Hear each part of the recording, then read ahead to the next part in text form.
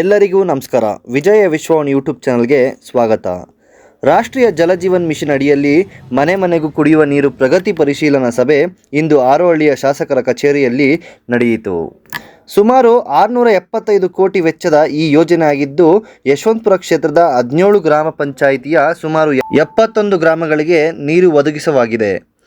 ಈ ಹಿನ್ನೆಲೆಯಲ್ಲಿ ಕ್ಷೇತ್ರದ ಶಾಸಕರಾದ ಎಸ್.ಟಿ. ಸೋಮಶೇಖರ್ ನೇತೃತ್ವದಲ್ಲಿ 17 ಗ್ರಾಮ ಪಂಚಾಯಿತಿ ಅಧ್ಯಕ್ಷರು, ಉಪಾಧ್ಯಕ್ಷರು, ಸದಸ್ಯರು ಹಾಗೂ ಜಲಜೀವನ್ ಯೋಜನೆಯ ಅಧಿಕಾರಿಗಳ ಜೊತೆ ಯೋಜನೆಯ ಕುಂದು ಕೊರತೆಗಳ ಬಗ್ಗೆ ಚರ್ಚೆ ಮಾಡಲಾಯಿತು.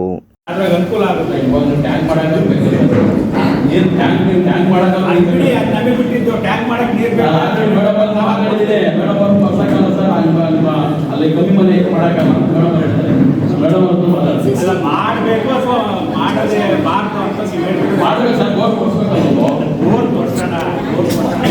ಈಗ ಸ್ಟೋರೇಜ್ ಬಂದಿಲ್ಲ. ಅಯ್ಯಪ್ಪ ಇಲ್ಲೇ ಅದು 4 ತಿಂಗಳಾಯ್ತು. ಇಲ್ಲ ಕಲ್ಲಿದೆಯಾ ಏನ್ ಮಾಡ್ಬೇಕಂತ ನೋಡ್ಬೇಕು.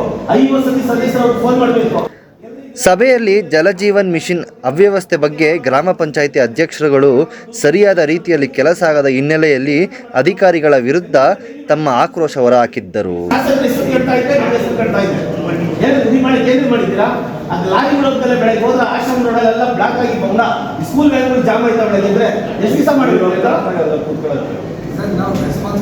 ಏನ್ ರೆಸ್ಪಾನ್ಸ್ ಮಾಡ್ತಿದ್ದೀರಾ ನೀವು? ಕೆಲಸ ಮುಗಿಸಿದ್ರ ಅಷ್ಟೇ.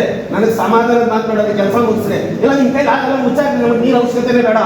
ಫೋನ್ ಮಾಡಿ ನೆಕ್ಸ್ಟ್ ಡೇನೇ ನಾನು ಬರಲ್ಲ ಸರ್. ನೀವು ಒಂದು ಕಡೆ ಅದು ಎಷ್ಟು ಸರಿ ಫೋನ್ ಮಾಡಿದ್ದಾರೆ. ಪ್ಲಾನಿಂಗ್ ಮಾಡ್ತಿದ್ದಾರೆ ಏನಂತ ನಮಗೂ ಗೊತ್ತಿಲ್ಲ. ಅವ್ರು ಕೇಳಿದ್ರೆ ಸರ್ ನಮ್ಗೆ ಎಸ್ಟಿಮೇಟ್ ಆಗಿದೆ, ಒಂದಷ್ಟು ಬೈಕ್ ತಂದ್ಬಿಟ್ಟ ಮನೆ ಮನೆಗೆ ಊರಿಗೆಲ್ಲ ಹೇಳಿಲ್ಲ. ನೀವು ನೋಡಿದ್ದೀರಾ? ಏನು ನಮ್ದು ಎಲ್ಲ ನೀವು ಬನ್ನಿ ನಾನು ತೋರಿಸ್ತೀನಿ. ಅದೆಲ್ಲ ಸರಿ. ಯಾಕಂದ್ರೆ ಸಕ್ಸಸ್ಫುಲ್ ಕಾರ್ಯಕ್ರಮ ಮಾಡಿ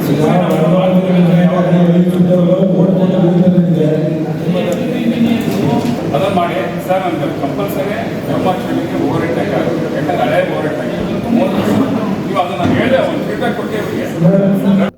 ಈ ವೇಳೆ ಮಾತನಾಡಿದ ಅಧಿಕಾರಿಗಳು ಸಣ್ಣ ಪುಟ್ಟ ಸಮಸ್ಯೆಗಳು ಇರುವುದಾಗಿ ಒಪ್ಪಿಕೊಂಡ ಅಧಿಕಾರಿಗಳು ಆದಷ್ಟು ಬೇಗ ಸಮಸ್ಯೆ ಪರಿಹಾರ ಮಾಡುವುದಾಗಿ ಹೇಳಿದ್ದರು.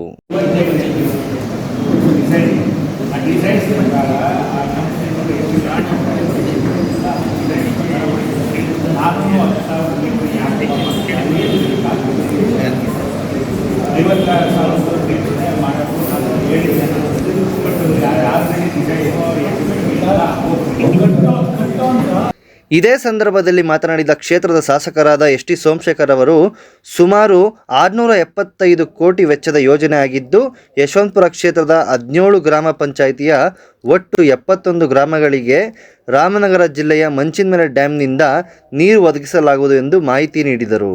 ಮನೆಮನೆಗೆ ಕುಡಿಯುವ ನೀರಿನ ಯೋಜನೆ ನಮ್ಮ ಕ್ಷೇತ್ರಕ್ಕೆ ಮಂಚಿನಬೆಲೆಯಿಂದನೂ ಕೂಡ ಪ್ರಾಜೆಕ್ಟ್ ಅಪ್ರೂವ್ ಆಗಿ ಕೆಲಸ ಕೂಡ ನಡೀತಾ ಇದೆ.